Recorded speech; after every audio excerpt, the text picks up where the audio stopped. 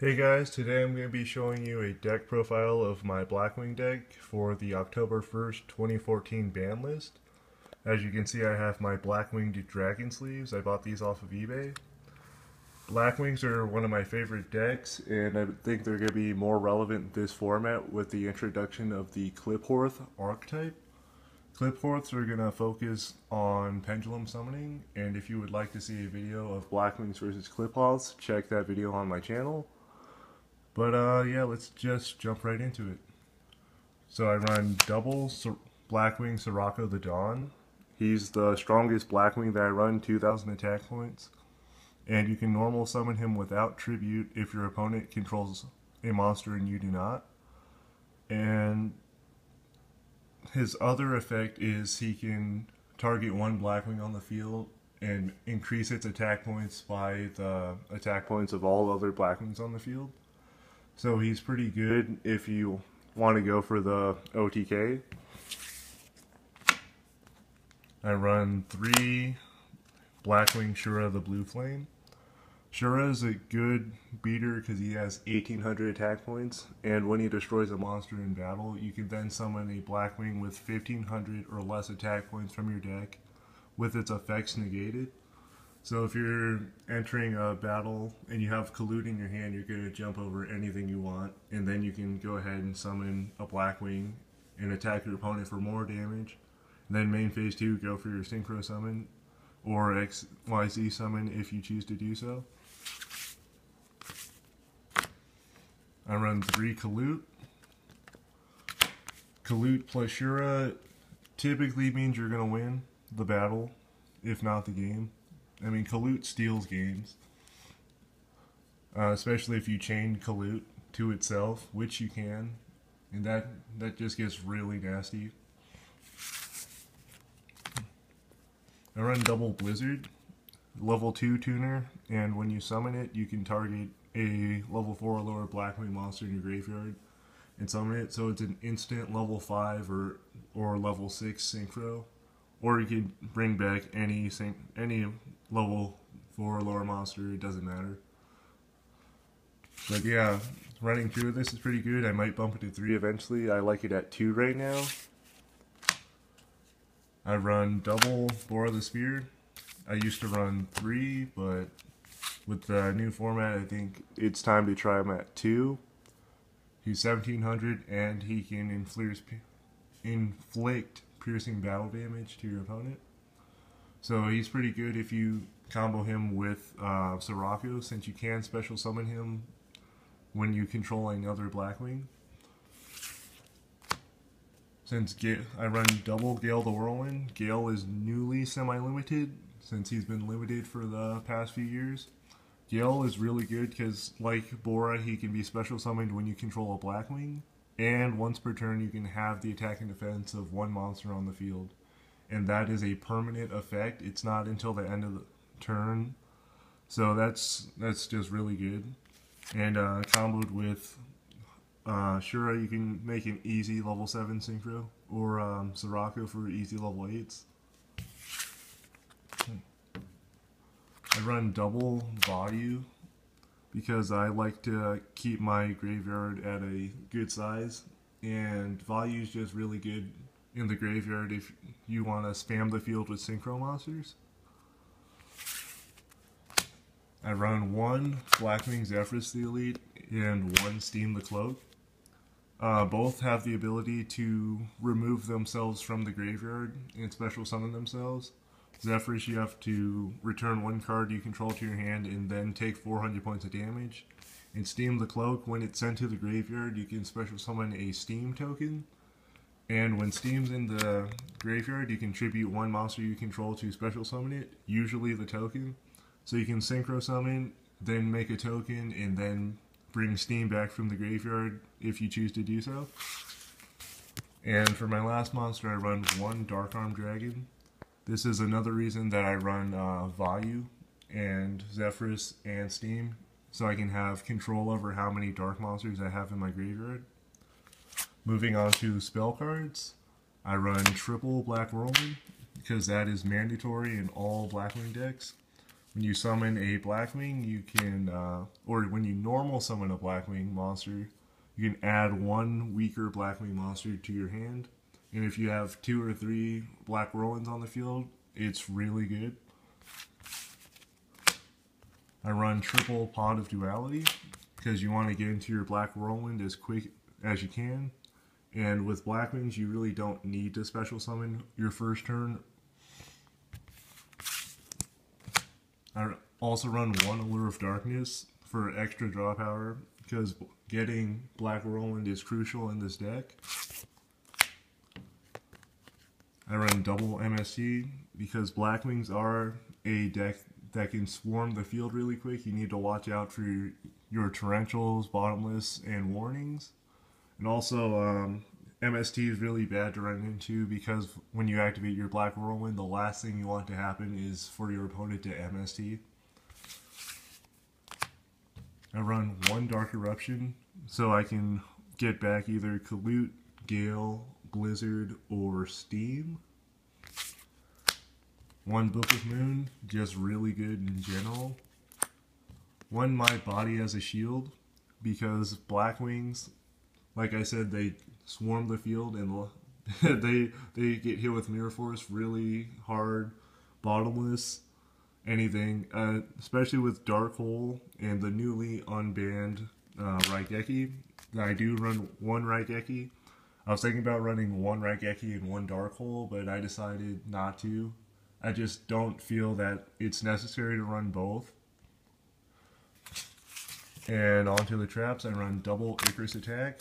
Every monster in this deck, or the main deck, excluding Dark Arm Dragon, is a winged beast.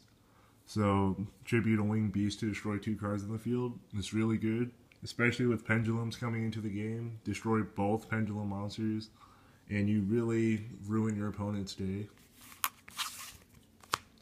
I run double Fiendish Chain.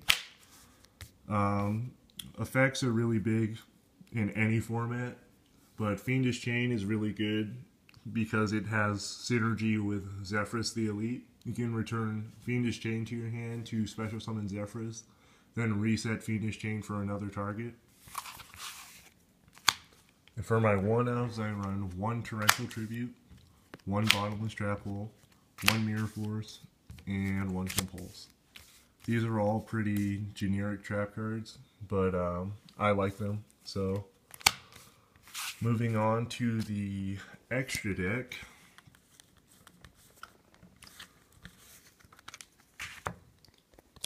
I run double Beals. Beals is pretty easy to get out if you open up with a Soraka. And he's a level 8 synchro monster that you need a Dark Tuner for. He cannot be destroyed by card effects or by battle. And when this card battles a monster stronger than it, it gains the difference in attack points. So that's really good. You pretty much have an invincible synchro monster to destruction effects. It can get compulsed and Book of Moon and destroyed while it's face down. But overall, Beals is probably going to be pretty relevant in this format.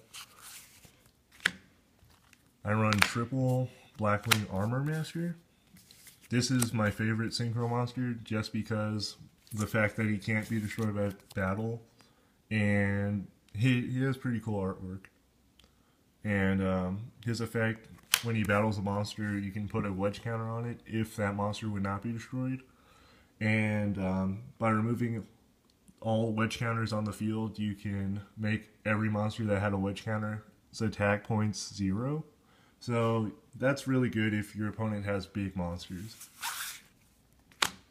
I run triple Blackwing Armed Wing because making level 6s in this deck is pretty easy, and having Armed Wing, when he attacks face down monsters, he gains 500 attack points, and he also inflicts piercing battle damage. So I like Armed Wing at 3. I run one Goyo Guardian since he's back in the game. Goyo's just really good, the strongest level 6 synchro monster.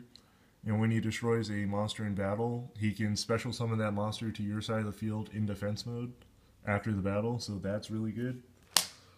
I run one Blackwing Graham the Shining Star. level 5 Blackwing synchro. When he's synchro summoned, you get to special summon a level 4 or lower non-tuner Blackwing monster from your hand. If it was, and that's just really good if you have Zephyrus in your hand, or if you're trying to push for game, you can summon Shura because Bora can already summon itself. But I was kind of bummed out that its effect said non-tuner, because if you can summon a tuner, it would just be too good. I run one Ally of Justice Catastor. Catastor is still pretty relevant in the game, especially I mean, most decks don't run dark monsters, so Catastor can run over anything that's not dark. For XYZ monsters, I run one Photon Strike Bouncer, because its effect is, it stops a lot of plays. When an effect is activated, a monster effect on your opponent's side of the field is activated, you can attach one material to negate that effect and then inflict 1,000 points of damage to your opponent. So getting out 2 armed wings, pretty simple. One Diamond Dire Wolf.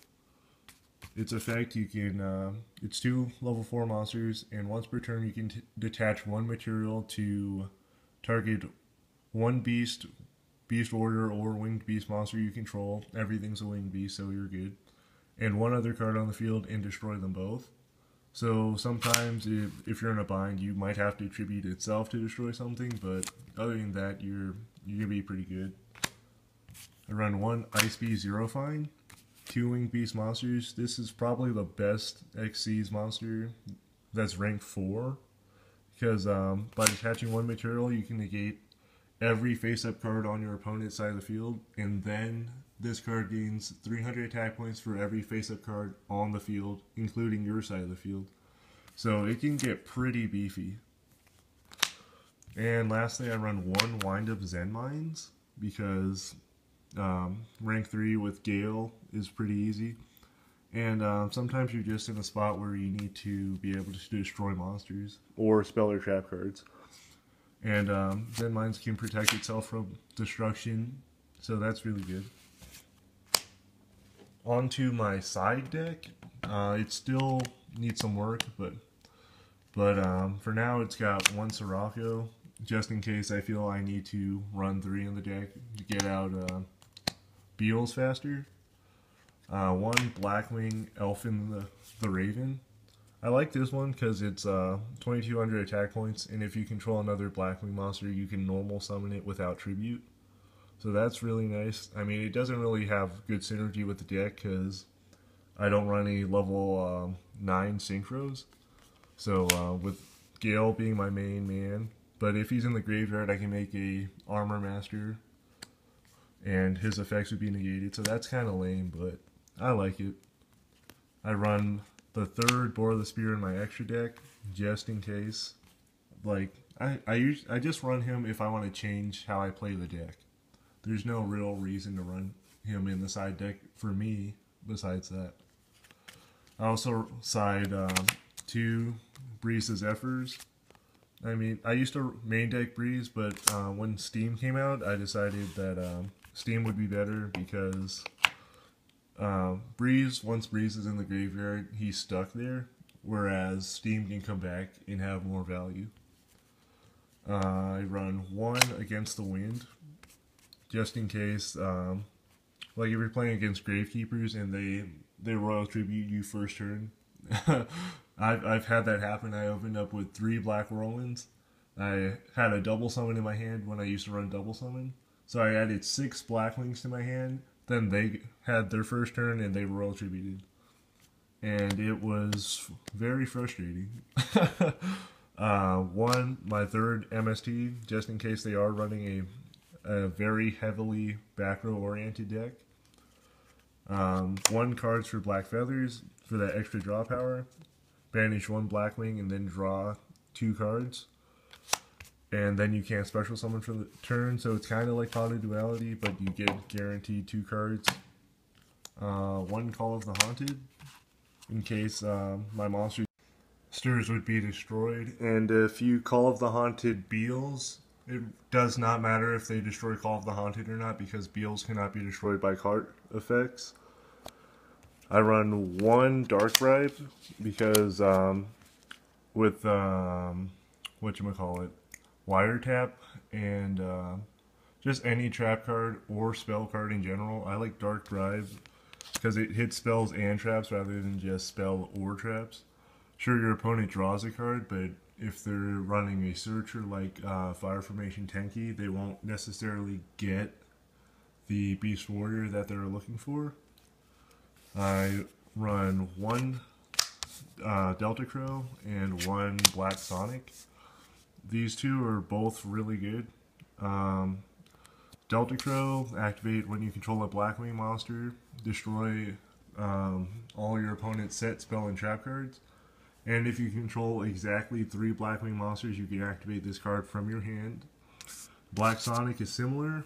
When your opponent's monster declares an attack on a Blackwing monster you control, you can activate this card and banish all face-up attack position monsters your opponent controls. And if you control exactly 3 Blackwings, you can activate this card from your hand. So these two are really good. If your opponent's running things that can't be destroyed, Black Sonic will get over it. I run one Soul Charge just in case I'm just having a bad matchup and all my monsters keep going to the graveyard. And I mean, Soul Charge, it makes it really easy to synchro summon using monsters in your graveyard. And lastly, I side deck one Stardust Dragon just in case Beals is not being as effective as I need him to be. If my opponent is constantly destroying my black whirlwinds, I'm probably going to side out one Beals for one Stardust Dragon. And that is my deck profile for Blackwing's October 1st, 2014. If you like my video, please like, comment, and subscribe. If you have any questions, feel free to ask. And I hope you enjoy the rest of your day.